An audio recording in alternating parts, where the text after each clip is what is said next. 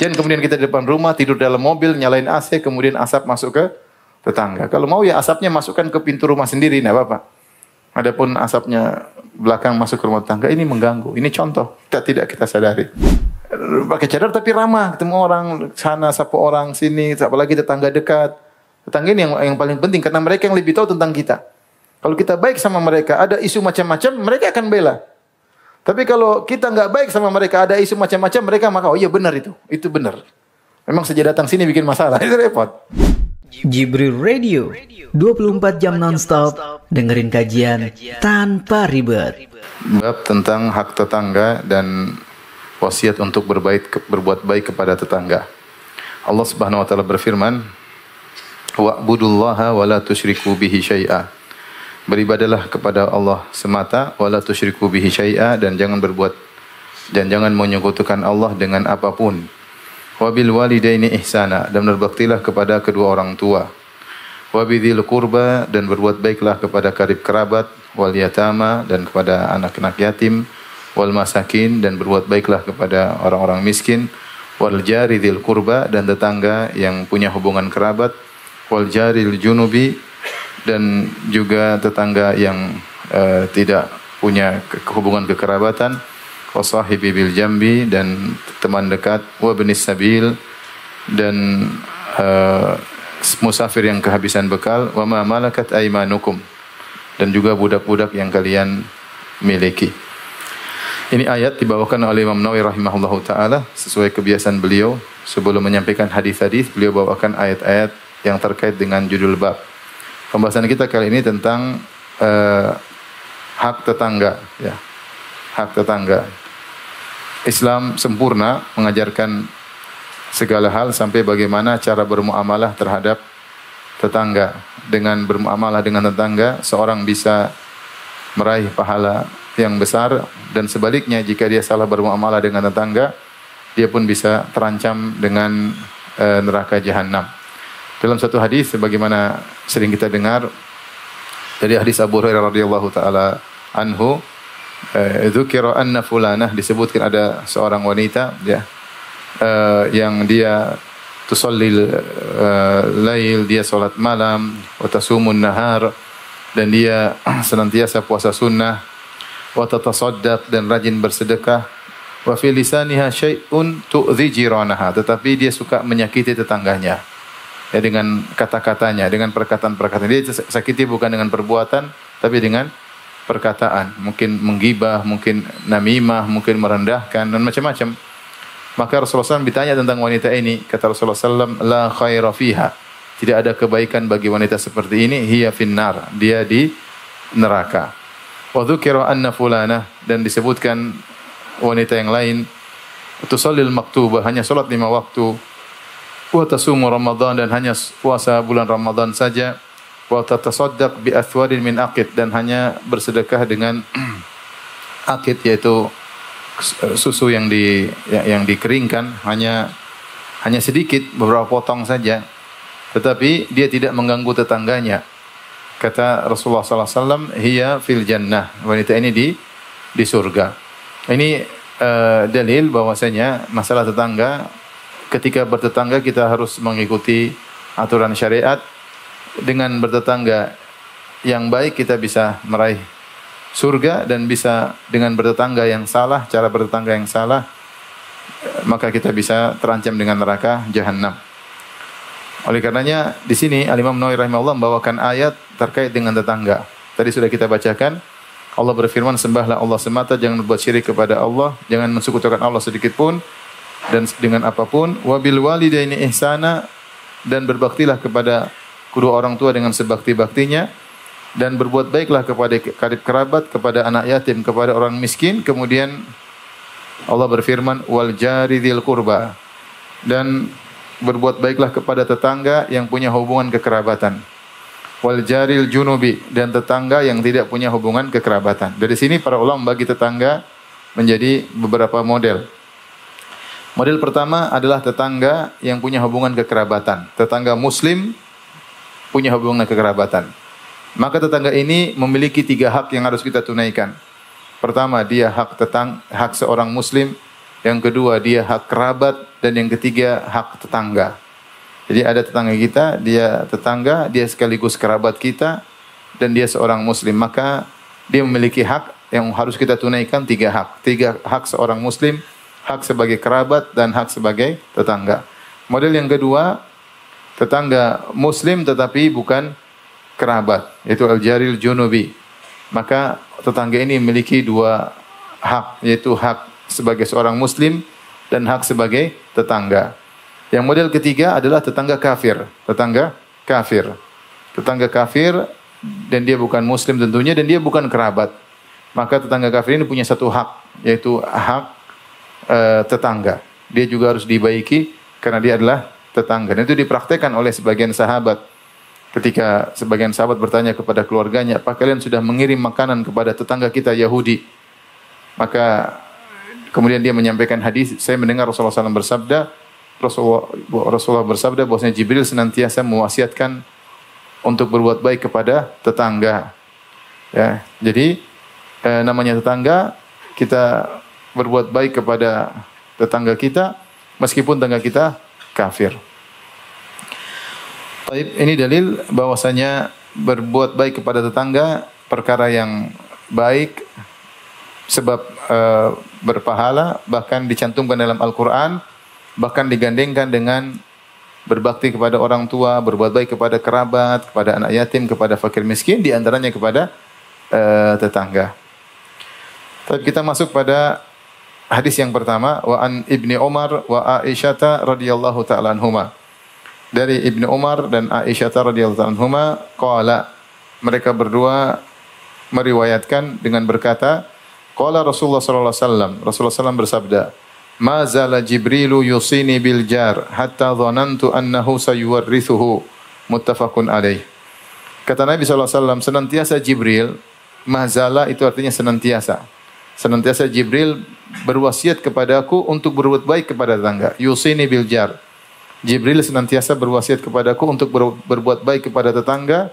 Saking seringnya Jibril menyuruh Nabi berbuat baik kepada tetangga, hatta dhanantu, sampai aku menyangka, annahu sayuwarrithuhu, aku sampai menyangka Jibril jangan-jangan menurunkan wahyu dari Allah bahwasanya tetangga akan mendapat warisan. Artinya seakan-akan tetangga termasuk ahli waris karena begitu seringnya Jibril berwasiat kepada Nabi SAW untuk berbuat baik kepada tetangga. Hadis ini menunjukkan bahwasanya pentingnya berbuat baik kepada tetangga sampai Jibril berulang-ulang mewasiatkan kepada Nabi, jangan lupa berbuat baik kepada tetangga, berbuat baik kepada tetangga. Begitu sering diulang-ulang sampai Nabi menyangka tetangga ini bakalan seperti kerabat. Karena kita tahu bahwasanya yang mendapatkan ahli waris adalah cuma apa? Kerabat. Kerabat pun tidak semua. Tidak semua kerabat menjadi apa? Ahli waris. Jadi ahli waris itu kerabat yang lebih spesifik. Saking begitu seringnya Jibril berwasiat untuk berbuat baik kepada tetangga sampai-sampai Nabi mengatakan, aku menyangka dia tetangga ini bakalan juga dapat bagian warisan. Ini menunjukkan perhatian terhadap tetangga. Dan al-jar di sini berbuat baik kepada tetangga umum mencakup sebagaimana kita jelaskan tadi, tetangga yang ada hubungan kekerabatan muslim atau tetangga ada hubungan kekerabatan kafir atau tetangga yang tidak ada hubungan kekerabatan, semuanya hendaknya kita berbuat baik kepada mereka. Nah, apa definisi tetangga? Tetangga, ya tetangga sebelah rumah. Tidak ada dalil yang sahih dari Nabi SAW tentang definisi tetangga. Tetangga itu batasannya bagaimana, jaraknya bagaimana, ya.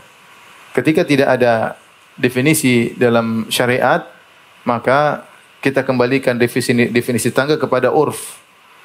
Maka sebagian ulama ada yang mengatakan tetangga adalah ukurannya 40 rumah. Dari segala sisi, 40 rumah di depan itu tetanggamu semua. 40 rumah sebelah kanan itu tetanggamu semua. 40 rumah sebelah kiri semua tetanggamu. 40 rumah sebelah belakang semua tetanggamu. Ngomong-ngomong, satu RT berapa rumah? Hah? Siapa ketua RT di sini? Satu RT berapa rumah? Berapa rumah tangga? 100. Ya, 100. 40 kali 4 sisi 160. Ya, anggap saja satu RT semua apa? Tetangga. Kalau kita ikut pendapat ini. Pendapat lain mengatakan namanya tetangga adalah yang satu masjid dengan kamu.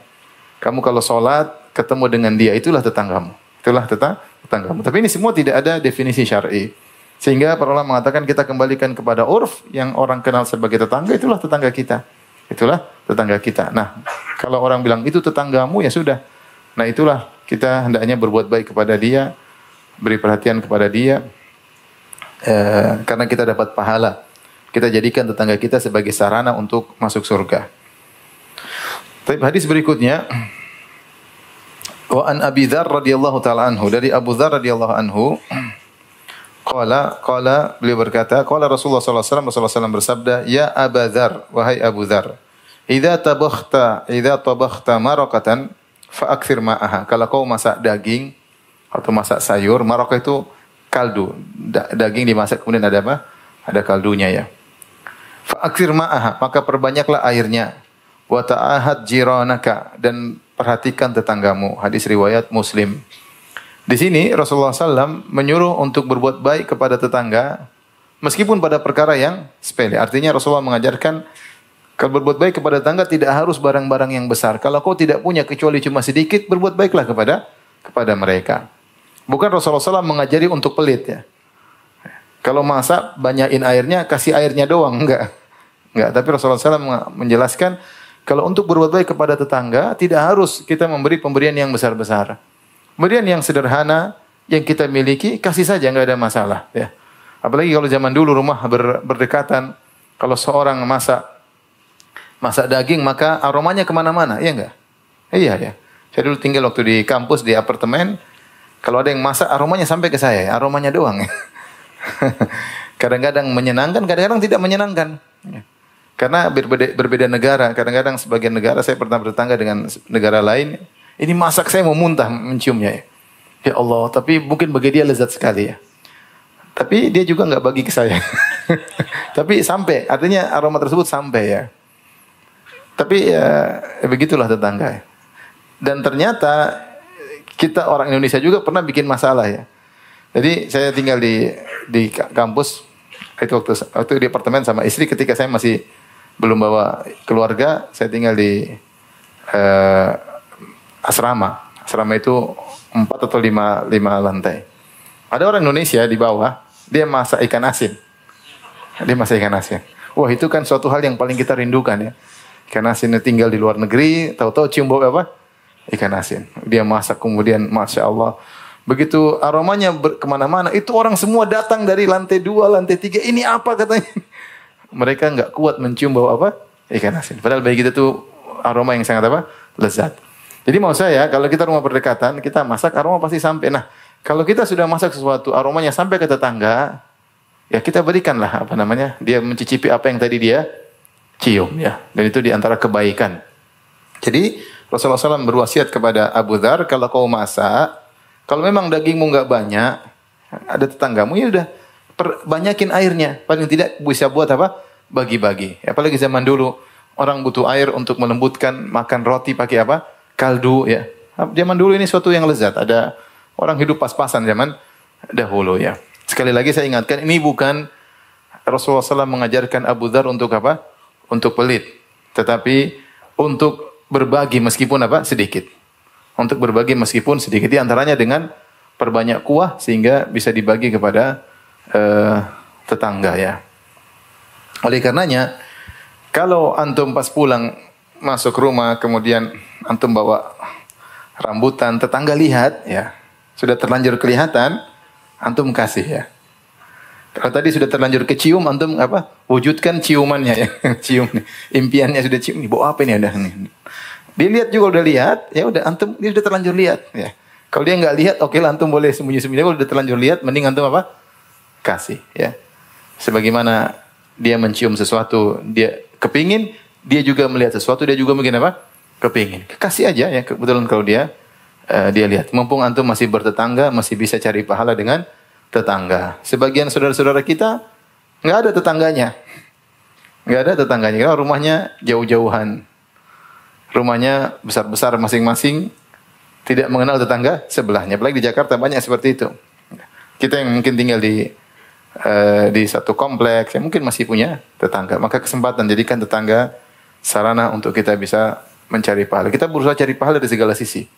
Cari pahala dengan berbuat baik kepada orang tua, kepada kerabat, kepada anak yatim, kepada orang miskin, kepada tetangga. Kita nggak tahu mana yang Allah terima. Intinya berusaha punya saham dalam berbagai macam kebaikan, di antaranya saham kebaikan kepada tetangga. Nah, Rasulullah SAW mengajarkan kalau punya sedikit pun tetap berbagi meskipun hanya kaldu masakan kambing atau daging ya. Baik, kita lanjutkan. Wa an Abi Dzar radhiyallahu anhu qala wa fi riwayatin an Abi Dzar, dari dalam riwayat yang lain dalam Sahih Muslim dari Abu Dzar qala, Abu Dzar berkata, inna khalili awsani, sungguhnya kekasihku Rasulullah sallallahu alaihi wasallam telah berwasiat kepadaku, idza tabakhta maraqan fa aktsir ma'ahu, jika kau masak maraq yaitu kaldu, perbanyaklah airnya. Tsumma anzur ahla baitin min jiranik, maka lihatlah kepada keluarga-keluarga dari tetanggamu, fa asibhum minha bima'rufin, maka bagilah kepada mereka dengan pembagian yang patut, yang sepatutnya ya. Yang sepatutnya. Insyaallah tetangga kalau dibagi akan hubungan baik, akan. Saya kemarin baru ketemu kawan, dia cerita, Ustaz saya pindah di suatu kompleks. Dia dari Sumatera, dia pindah ke daerah sekitar kita ya. Dia bilang, wah tetangga Ustaz menjengkelkan, pokoknya ngelihat kita sinis, kemudian kadang supir saya dimarah-marahin, dituduh tengok-tengok rumahnya, kemudian kadang, pokoknya kacau dia bilang. Pertama saya tinggal sana, ini kacau. Akhirnya saya mulai bagi-bagi nih, bagi-bagi makanan. Sekarang sangat baik ya, setiap ketemu salam. Pengaruh, hadiah itu punya apa?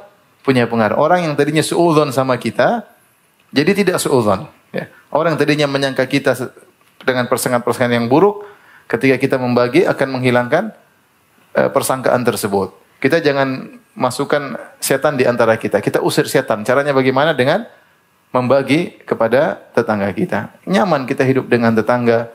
Bayangkan antum bertetangga, tetangga bermusuhan sama antum, ya, puluhan tahun. Menyenangkan atau tidak? Tidak menyenangkan, menderita. Setiap ketemu dia, kita jengkel.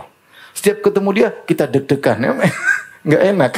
Mending sudah kasih kue, kasih apa, mungkin seminggu dia marah-marah, habis itu berhenti, habis itu nyaman. Tiap hari ketemu dia bisa ramah, bisa senyum. Kita juga nggak kasih tiap hari, sebulan sekali sudah oke. Insya Allah dia juga sudah nyaman ya. Ya, oleh karenanya di antara cara agar kita bisa hidup nyaman adalah kita berbagi kepada tetangga, sekaligus kita dapat pahala dari Allah Subhanahu wa taala. Wa an Abi Hurairah radhiyallahu ta'ala anhu, dari Abu Hurairah radhiyallahu anhu, anna Nabi sallallahu alaihi wasallam qala, bahwasanya Nabi sallallahu alaihi wasallam bersabda, wallahi la yu'minu wallahu la yu'min. Demi Allah tidak beriman. Demi Allah tidak beriman. Demi Allah tidak beriman. Rasulullah SAW ulang sampai 3 kali.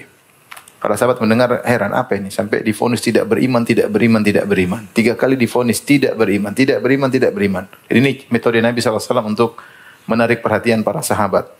Qila man ya Rasulullah? Akhirnya mereka bertanya, ya Rasulullah. Ya Rasulullah bilang tidak beriman, demi Allah tidak beriman. Demi Allah tidak beriman, demi Allah tidak beriman. Rasulullah diam.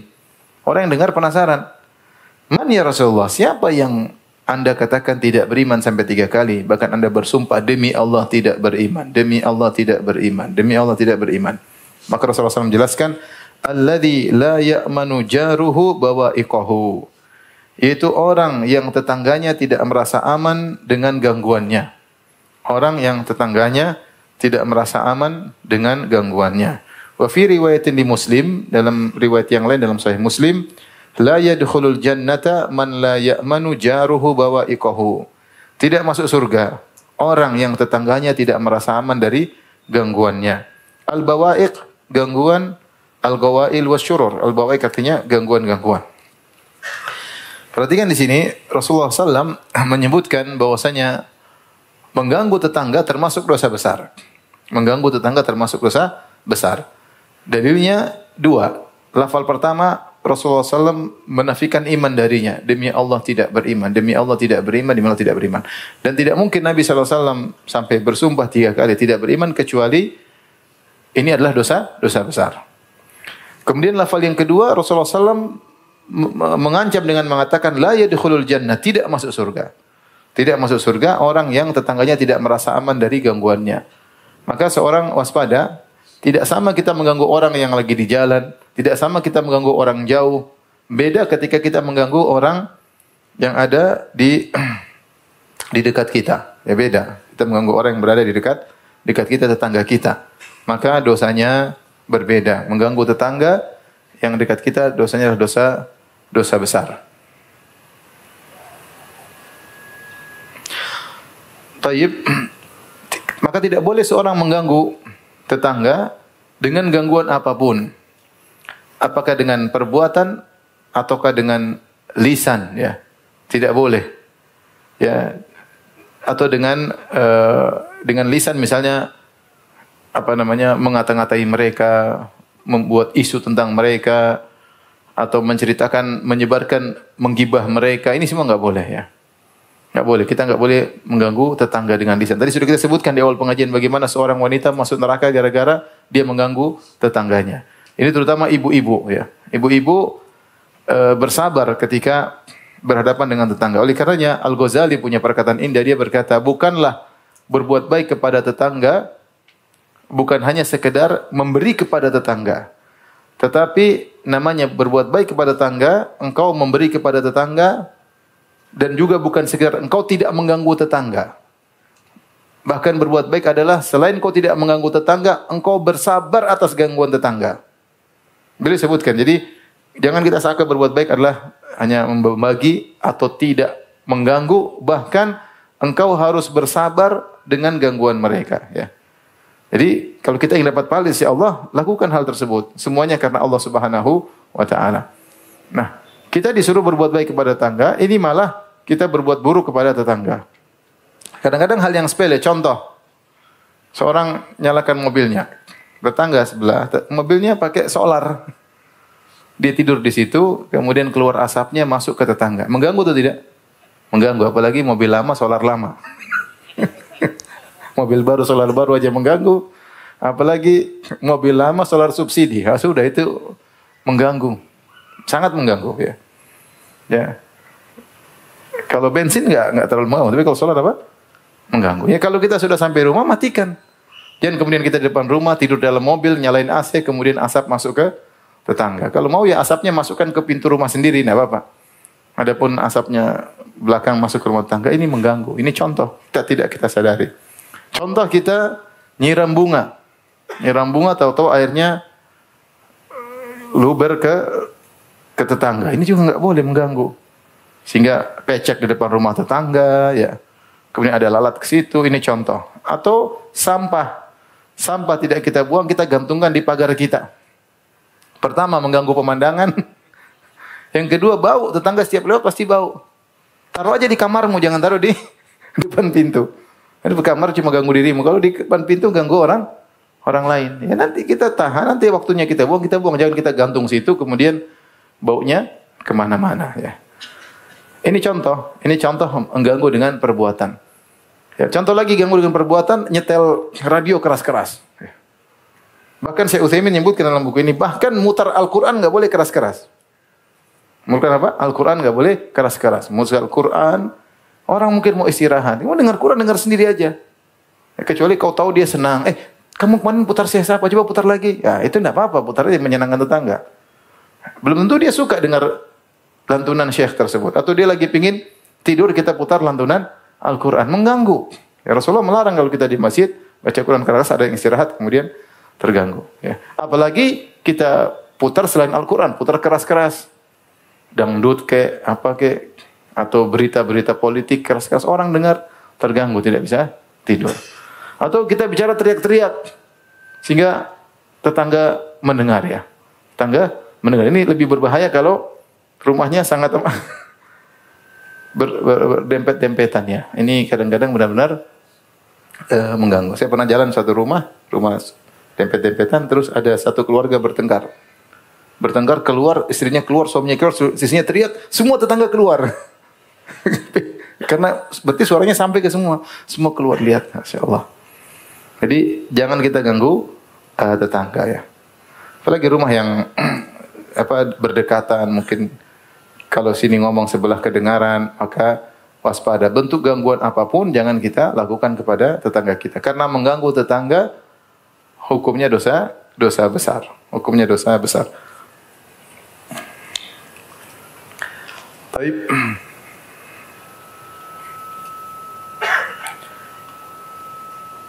Hadis berikutnya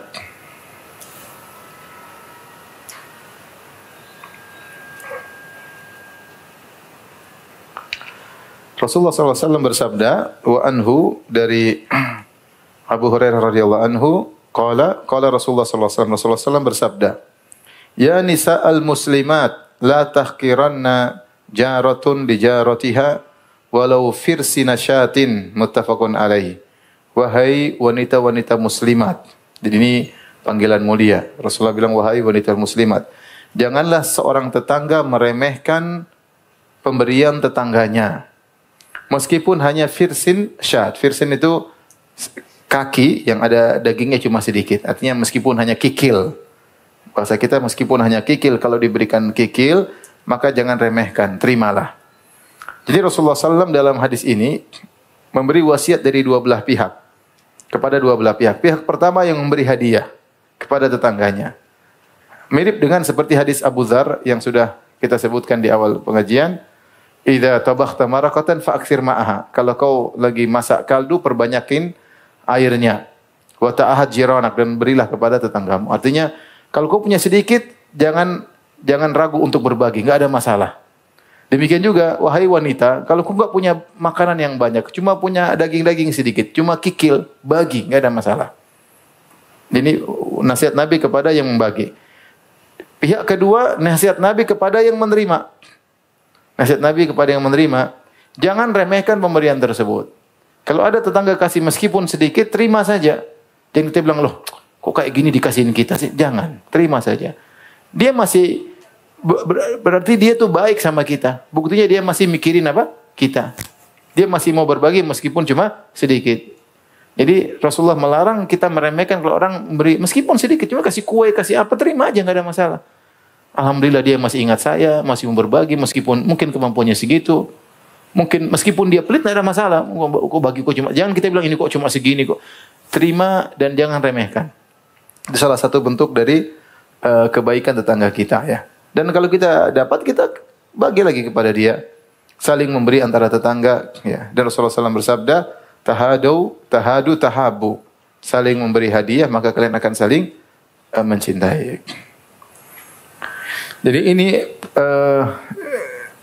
wasiat dari Nabi SAW, kalau engkau adalah seorang wanita muslimah, jangan remehkan pemberian tetangga. Makanya Rasulullah buka dengan perkataannya, ya nisa'al muslimat, wahai wanita-wanita muslimat. Ya, karena kau beriman kepada Allah dan Rasul-Nya, beriman kepada hari akhirat, maka jangan kau remehkan pemberian tetangga meskipun hanya kikil.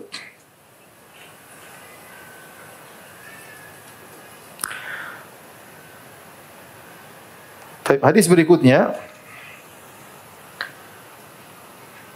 wa anhu dari Abu Hurairah radhiyallahu ta'ala anhu, anna Rasulullah sallallahu alaihi wasallam qala, Rasulullah sallallahu bersabda, la yamna jarun jarahu an yagriza khashabatan fi jidarihi. Janganlah seorang tetangga melarang tetangganya untuk menancapkan kayu di dinding rumahnya. Tsumma yaqulu Abu Hurairah, kemudian Abu Hurairah berkata, mali arakum anha mu'ridin. Kenapa aku lihat kalian tidak mau mempraktekkan hadis ini? Wallahi la armiyanna biha baina aktafikum. Kalau kalian tidak mau praktekkan, aku akan suruh kalian yang mikul kayu-kayu tersebut. Muttafaqun alaih, hadis riwayat Bukhari dan Muslim. Hadis ini Abu Hurairah bercerita, Rasulullah SAW pernah berkata, janganlah seorang tetangga, la yamna jarun jarahu, janganlah seorang tetangga menghalangi tetangganya yang ingin nancapin kayu di dindingnya. Terkadang antara rumah satu dengan rumah yang lain dipisahkan dengan apa? Dinding. Misalnya kita punya rumah, terus kita tetangga kita. Tetangga kita rupanya pingin bikin kandang atau apa, dia butuh kayunya untuk nempel di dinding apa? Dinding kita. Kata Nabi jangan dilarang. Ya selama mungkin tidak masuk ke dalam, artinya biarin aja selama tidak mengganggu kamu. Ya, dapat pahala. dapat pahala jariah atau tidak? Jariah gitu. Dinding kandang dia nempel di tembok kita. Jadi Rasulullah ajarkan cari pahala. Jangan dilarang. Jangan dilarang. Ketika Abu Hurairah melihat sebagian orang tidak mempraktikkan ini, maka Abu Hurairah marah. Abu Hurairah berkata, "Mali arakum anha mu'ridin." Kenapa kalian berpaling dari sunnah Nabi sallallahu alaihi wasallam? Dan disebutkan Abu Hurairah ketika jadi Amir Madinah. Dia berkata, kalau kalian tidak mau praktekkan, aku akan suruh kalian tahan kayu tersebut dengan pundak kalian. Tidak usah pakai dinding kalian, pakai pundak kalian. Supaya tetangga kalian bisa punya tempat untuk menancapkan tembok. Ini dalil bahwasanya dalam bertetangga, kita jangan pelit-pelit ya. Kalau tembok kita digunakan selama tidak merusak tembok kita, tidak artinya tidak memberi mudarat kepada kita, maka tidak jadi masalah. Tidak jadi masalah. Justru kita membantu tetangga kita, justru kita mendapatkan pahala dengan berbuat baik kepada tetangga. Baik, ada beberapa hadis yang tidak disebut oleh Syekh Utsaimin, disebutkan dalam buku yang lain ya. Kita bacakan.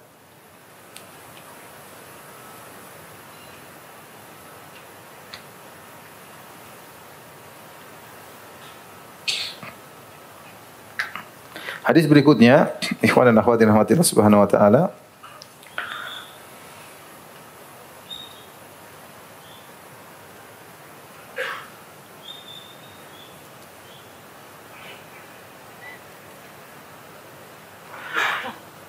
Rasulullah SAW bersabda, "Man kana yu'minu billahi wal yawmil akhir fala yu'dhi jarahu." Siapa yang beriman kepada Allah dan hari akhirat, maka jangan dia ganggu tetangganya. Wa man kana yu'minu billahi wal yawmil akhir falyukrim dhaifahu. Siapa yang beriman kepada Allah dan hari akhirat, maka hendaknya dia muliakan tamunya. Wa man kana yu'minu billahi wal yawmil akhir falyakul khairan aw liyaskut. Siapa yang beriman kepada Allah dan hari akhirat, maka dia hendaknya berkata-kata yang baik atau dia diam. Di sini Rasulullah SAW mengingatkan kepada kita, kalau benar engkau beriman kepada Allah dan hari akhirat, hari pembalasan, hari kebangkitan, maka jangan ganggu tetanggamu. Ini peringatan ya, seorang berusaha tidak mengganggu tetangganya meskipun sedikit pun. Dan ingat, dia bukan hanya pikirkan dirinya, dia perhatikan juga istrinya dan anak-anak. Jangan sampai dia tidak mengganggu tapi ternyata istrinya mengganggu. Jangan sampai dia tidak mengganggu ternyata anaknya apa? Mengganggu. Jangan sampai dia tidak mengganggu, ternyata kucingnya mengganggu. Semua dia perhatikan. Karena terkadang yang ganggu kucing. Sana beol di rumah tetangga. Pintar di rumahnya, di rumah tetangga enggak pintar ya. Akhirnya main atau suaranya kencang, hati-hati. Tidak boleh kita ganggu tetangga. Kita jangan, istri kita jangan, anak kita jangan, kucing kita jangan, supir kita jangan, pembantu kita jangan, mobil kita jangan mengganggu. Pokoknya semua bentuk penggangguan terhadap tetangga kita jauhi. Dan itu konsekuensi dari kita beriman kepada Allah dan hari akhirat. Saya para ulama membahas, kalau kita bangun rumah pun, hati-hati, jangan sampai kita buat rumah yang tinggi, akhirnya kita iterlal, kita bisa lihat isi rumah tetangga, enggak boleh juga. Kalau kita bangun seperti kita minta izin, mungkin kita bikin penghalang supaya tidak melihat aurat tetangga. Ini semua diperhatikan ya. Kalau kita bikin rumah tinggi, akhirnya tetangga tidak masuk udara yang segar kepadanya. Ini kita minta izin, mungkin ada kompensasi atau apa. Sehingga kita tidak mengganggu dia. Mentang-mentang kita kaya, dia miskin. Misalnya kita berbuat zalim kepada dia. Ya. Masalahnya nanti di akhirat. Masalahnya di akhirat. Mungkin dia tidak bisa berkata apa-apa. Tapi dia bisa angkat tangan berdoa kepada Allah Subhanahu wa taala. Dan dia bisa menuntut di akhirat kelak. Maka kita harus peka. Justru kalau kita punya tetangga yang miskin, yang susah, kesempatan kita dapat pahala. Karena membantu orang jauh beda dengan bantu orang dekat. Sebagaimana kita mengganggu tetangga beda dengan mengganggu orang jauh, mengganggu tetangga dosanya lebih besar. Maka demikian pula ketika kita berbuat baik sama orang jauh dengan berbuat baik sama tetangga beda. Berbuat baik kepada tetangga pahalanya lebih besar. Sampai-sampai Jibril berulang-ulang memberi wasiat kepada Nabi sallallahu alaihi wasallam. Maka siapa yang beriman kepada Allah dan hari akhirat jangan ganggu tetangganya. Hadis berikutnya,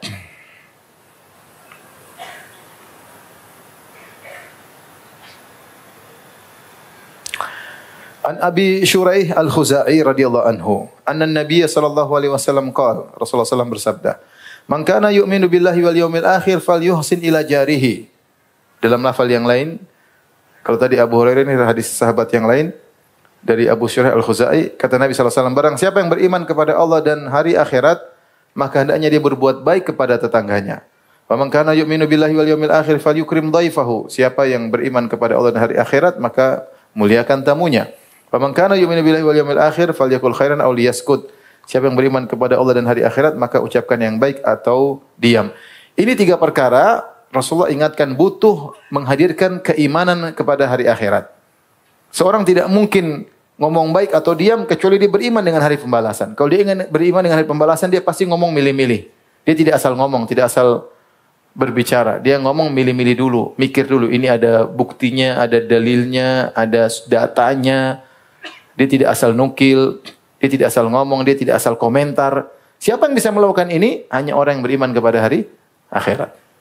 Kalau dia tidak beriman kepada akhirat, dia ngomong seenaknya, komentar seenaknya, nyebar memfitnah seenaknya, dan betapa banyak orang seperti begitu di zaman sekarang. Nuduh macam-macam, bikin fitnah macam-macam, memuaskan hawa nafsu, yang penting dia senang, yang penting asal ngomong. Tidak mungkin dia hati-hati kecuali beriman kepada hari akhirat. Demikian juga masalah memuliakan tamu juga butuh iman kepada hari akhirat. Tamu datang, kita muliakan 3 hari, kita suguhi makanan, kita jamu, ya sunnah ya.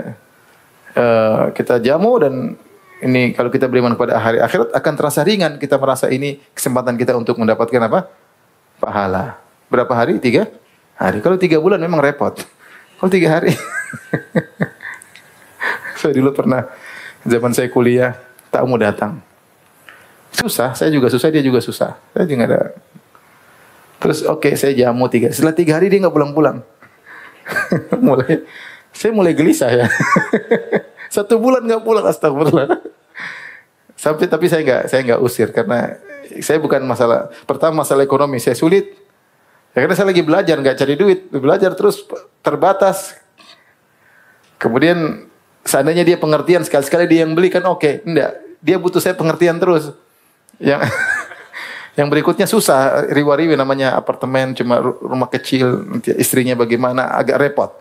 Tapi akhirnya kita biarkan sampai sebulan lebih, baru kemudian dia pergi, alhamdulillah ya. Kalau 3 hari insya Allah masih beriman, hari keempat agak sulit ini. Karena kemampuan terbatas ya. Jadi intinya tamu juga pengertian, kita juga saya sama-sama pengertian. Nah, makanya Rasulullah subhanallah syariat itu indah, 3 hari, subhanallah ya. Nah, jadi tidak semua orang mampu untuk bertahan sampai apa? Sebulan, itu harus saling pengertian. Kemudian di antara yang butuh beriman kepada hari akhirat adalah berbuat baik kepada tetangga. Ya. Kita disuruh berbuat baik, dan berbuat baik sini umum. Apapun yang berupa ihsan itu umum, dengan apapun. Kita bantu dengan tenaga, kita bantu dengan kita berbuat baik dengan senyuman. Ya. Kita kalau dia sakit kita jenguk, kita sapa dia. Semua kebaikan yang bisa kita lakukan kepada tetangga kita lakukan. Baik berupa materi maupun tenaga maupun senyum, semua kebaikan yang bisa kita berikan kepada tetangga kita lakukan ya. Kita lakukan. Terutama ikhwan-ikhwan dan akhwat-akhwat yang mungkin istrinya pakai cadar. Ya, ini kadang-kadang pandangan masyarakat, pandangannya ini eksklusif lah, inilah. Kita tunjukkan bahwasanya Ahlus Sunnah tidak demikian. Pakai cadar tapi ramah, ketemu orang sana, sapa orang sini, apalagi tetangga dekat. Tetangga ini yang paling penting, karena mereka yang lebih tahu tentang kita. Kalau kita baik sama mereka, ada isu macam-macam, mereka akan bela. Tapi kalau kita nggak baik sama mereka, ada isu macam-macam, mereka maka oh iya benar itu benar. Memang sejak datang sini bikin masalah, itu repot. Makanya kita jalankan sunnah, meskipun kita mungkin istri bercadar atau tetap kita bergaul sama tetangga, berbaik pada mereka. Jadi berbuat baiklah kepada tetangga sebisa kita, karena ini sarana kita untuk bisa meraih surga.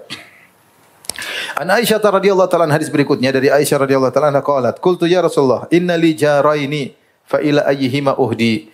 Ya Rasulullah, saya punya 2 tetangga.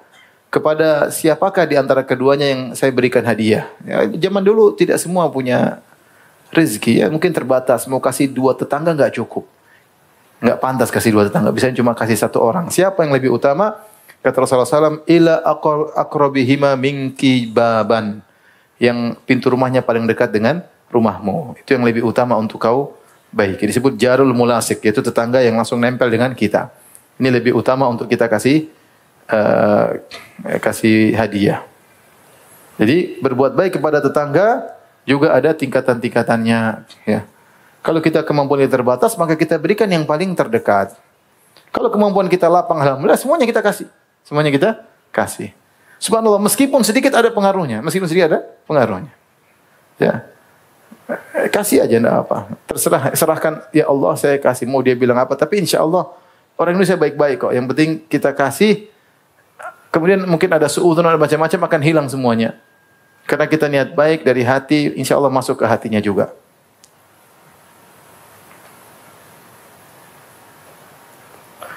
Hadis berikutnya, an Abdullah bin Amr radhiyallahu ta'ala anhuma qala, dari sahabat Abdullah bin Amr radhiyallahu anhuma, dia berkata, qala Rasulullah sallallahu alaihi wasallam, Rasulullah SAW bersabda, khairul ashabi indallahi ta'ala khairuhum li sahibihi. Sebaik-baik sahabat di sisi Allah adalah yang terbaik bagi sahabatnya. Wa khairul jirani indallahi khairuhum li jarihi. Sebaik-baik tetangga di sisi Allah adalah yang terbaik bagi tetangganya. Subhanallah. Allah menilai. Kalau kita berkawan, kita punya kawan banyak, siapa di antara kita yang paling terbaik? Allah tahu yang paling terbaik kepada kawannya. Itulah di antara kawan yang terbaik dia.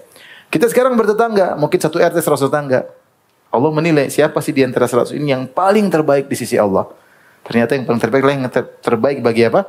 Tetangganya. Ya, terbaik bagi tetangganya. Maka kita berusaha mencari al-khairiyah, keterbaikan di sisi Allah. Caranya dengan ini, dengan memanfaatkan kesempatan kita punya tetangga untuk berbuat baik kepada dia. Sebagian orang enggak punya tetangga. Sebagian orang tetangganya mungkin lebih kaya daripada dia, sehingga dia ngasih juga enggak enak. Nah, sekarang kalau kita punya tetangga lebih miskin, alhamdulillah, kesempatan kita yang memberi terus. Kesempatan. Kita punya saham dalam kebaikan apa? Sama kerabat ada, sama keluarga ada, sama teman ada, sama tetangga ada. Pokoknya kita bagi kebaikan entah mana yang Allah terima.